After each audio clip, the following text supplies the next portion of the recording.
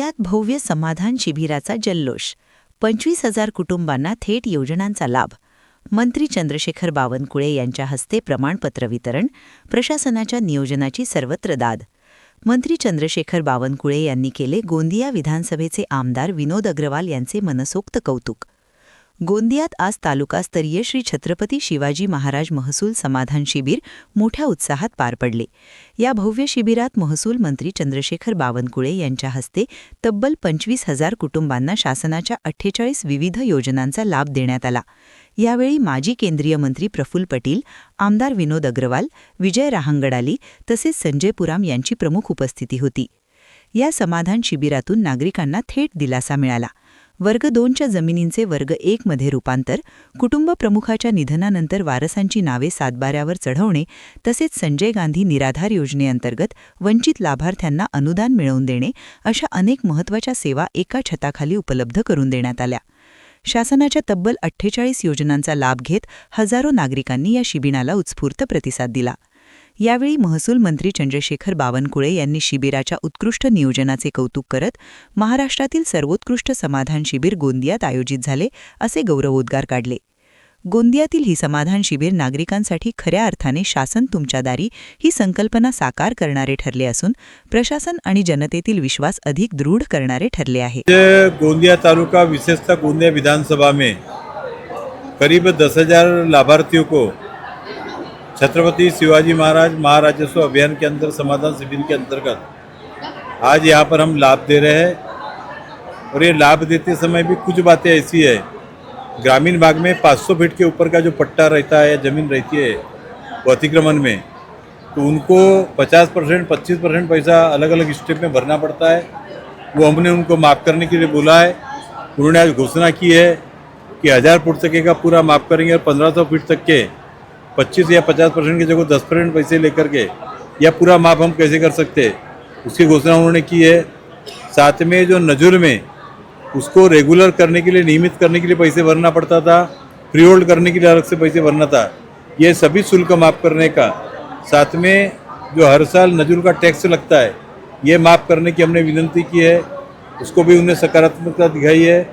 आज भूमि अभिलेख अधिकारी गोंदिया तालुका में, तालुका बहुत बड़ा है, एक ही अधिकारी है, वो 2 तालुकाई अधिकारी यहाँ पर शुरू हो, शहर का अलग और ग्रामीण भाग का अलग, उसको भी 3 महीने में मान्यता देने की बात कही है.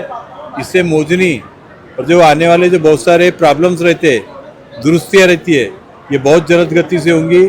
और उसके साथ में गोंदिया शहर का पूरी प्रकार से सर्वे करके, पूरा मैपिंग करके, साथ में उसका पूरा DPR तैयार करके प्रत्येक व्यक्ति को, वहाँ रहने वाले व्यक्ति को हम आने वाले समय में उसका मालकाना हक का, उनको ज़मीन का पट्टा देने वाले हैं.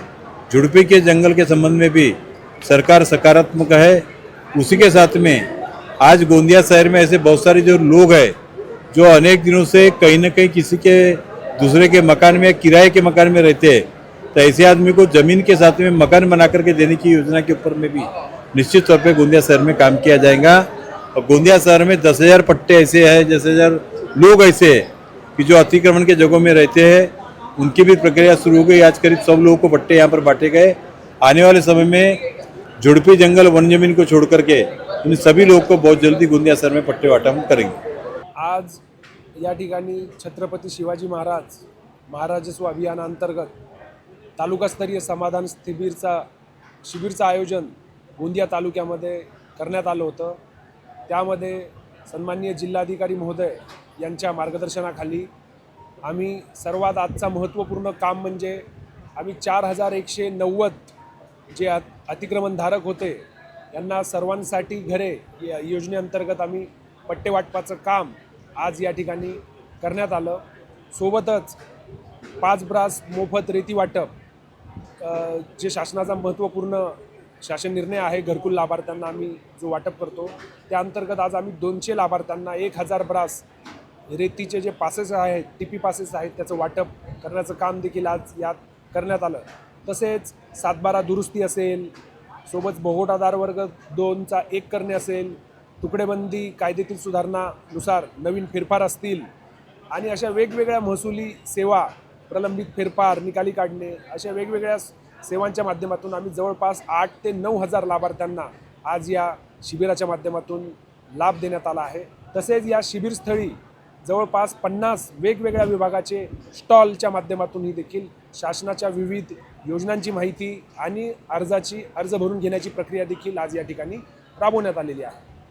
झुडपी जंगलच्या बाबतीत जे डिसेंबर 96 पूर्वीचे जे अतिक्रमणधारक आहेत त्यांना सुप्रीम कोर्टाच्या निर्णयानुसार पात्र ठरवण्यात आलेलं आहे. मात्र डिसेंबर 96 नंतरचे जे अतिक्रमणधारक आहेत यांच्या बाबतीत अजूनही देखील शासनाचे निर्देश नाही आहेत. त्या अनुषंगाने त्या बाबतीत अजून आम्ही त्यांचं वाटप करण्यात आलेलं नाही. मात्र 96 पूर्वीचे जे झुडपी जंगलवरील अतिक्रमणधारक आहे यांची प्रक्रिया पट्टे देण्याची सध्या शासन स्तरावरती सुरू आहे. सुप्रीम कोर्ट ने मंजूरी दे दी. अब झुड़पी जंगल में रहने वाले लोगों का भी पट्टे वाटप अगले 6 महीने में करने का निर्णय हमारी सरकार करेगी. उसका भी निर्णय आ गया है, उसका भी निर्णय करेंगी. और गायरान के ऊपर जो बसे हैं 2011 के पहले नमूना 8 ग्राम पंचायत के नमूना 8 की एंट्री होगी. तो गायरान के लिए हमने निर्णय किया है SC, ST और खेत मजदूर, SC, ST और खेत मजदूर के लिए गायरान की जगह हम ग्राम पंचायत को देंगे, नगर पालिका को नगर पालिका को देंगे और उस गायरान की जगह पर बाद में पट्टे वाटप करने का निर्णय उस ग्राम पंचायत को करना पड़ेगा. गायरान की जगह का भी निर्णय हमने कर लिया है, इसके लिए भी हम करेंगे. यहाँ पर अपर तहसीलदार कार्यालय उसके प्रशासकीय पावर देने का भी फाइल तैयार हो चुकी है, उसका भी निर्णय हम करेंगे. और 5 से ज़्यादा गांव जिस तलाठी कार्यालय में है उसको भी बदलने का निर्णय, उसको भी दोबारा सीमांकन करने का निर्णय आपने कहा है. विजय रामलाल जी आपने कहा झोपड़ी जंगल का मैंने बता दिया है. भूमि अभिलेख हमारी सरकार आएगी तो हमारी सरकार जब तक महाराष्ट्र में है तब तक हमारी सरकार लाडली बहना योजना को चालू रखेगी. और मुझे इस बात का अभिमान है कि देवेंद्र फडणवीस जी ने परसों जो बजट दिया उस बजट में लाडली बहना योजना को आगे बढ़ा के अगले 5 साल के लिए किया गया. इतना ही नहीं, ये योजना को और मजबूत हम करना चाहते हैं. हमारी लाडली बहना को लखपति दीदी बनाने की योजना माननीय पंतप्रधान मोदी जी ने दी है. लाडली बहना को 5 लाख रुपया तक कर्जा. हमारी लाडली बहना में कोई रोजगार करना चाहती है 5 को रोजगार देना. हमारी लाडली बहना योजना को परमानेंट चालू रखना. जब तक हमारी सरकार है तब तक लाडली बहना योजना चालू रहेंगी. जब तक हमारे विनोद अग्रवाल जी है तब तक लाडली बहना योजना चालू रहेंगी. आप चिंता मत करिए. इसके साथ साथ हमने दूसरा वादा किया था किसानों के बिजली के बिल के बारे में. हमने कहा था कि हमारी सरकार आने के बाद किसानों का पुराना बिजली का बिल माफ कर देंगे. हमारी सरकार आने के बाद विनोद अग्रवाल जी आपको विधायक बनाया जनता ने, हमारी सरकार ने वादा पूरा किया. हमारी सरकार ने 27,000 करोड़ रुपए किसानों के माफ कर दिए, किसानों के पैसे माफ कर दिए. और आने वाले 5 सालों में किसानों को बिजली का बिल नहीं आएगा, 1 रुपया भी बिजली का बिल नहीं आएगा. किसानों के बिजली का बिल, खेत के बिजली का बिल, उनके इलेक्ट्रिक पंप का इलेक्ट्रिक का बिजली का बिल माफ कर दिया गया. और इतना ही नहीं, देवेंद्र फडणवीस जी की सरकार ने निर्णय किया जब विनोद अग्रवाल अगले 5 साल बाद चुनाव के लिए वोट मांगने आएंगे तो आपके घर का बिजली का बिल जो आज है उससे 50% कम हो जाएगा. 9 रुपए का बिल 4.5 रुपए हो जाएगा. ये निर्णय भी सरकार ने किया है. आने वाले 5 सालों में बिजली का बिल अदा किया जाएगा.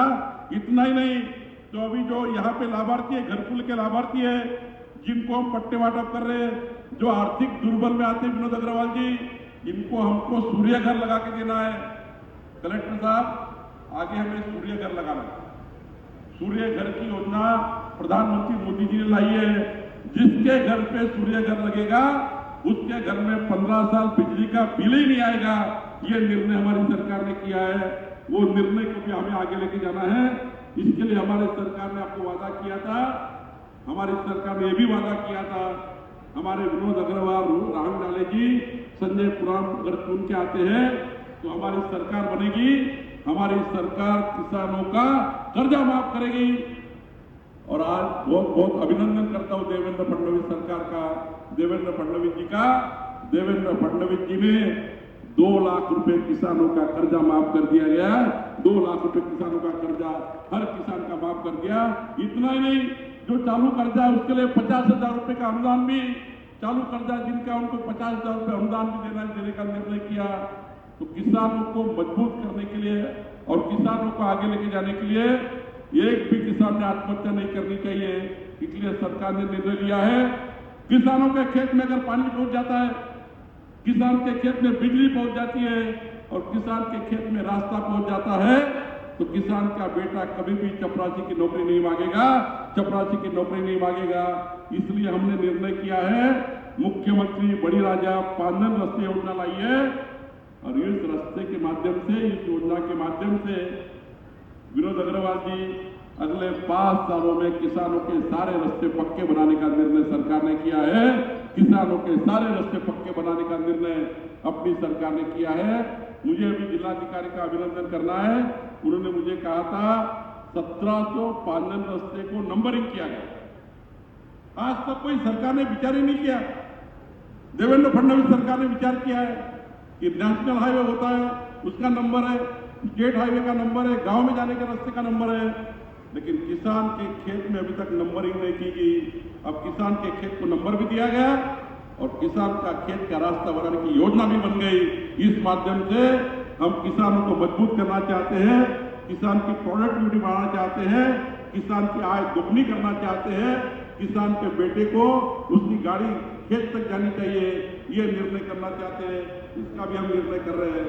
मैं इतना ही कहूंगा कि आज के शिविर के माध्यम से हमारी सरकार, देवेंद्र फडणवीस सरकार, जनता के गरीब हित में काम कर रही है। मैं जिलाधिकारी जी आपको आश्वस्त करता हूं, जो अधिकारी अच्छा काम करेगा उसको सरकार पूरी मदद करेगी।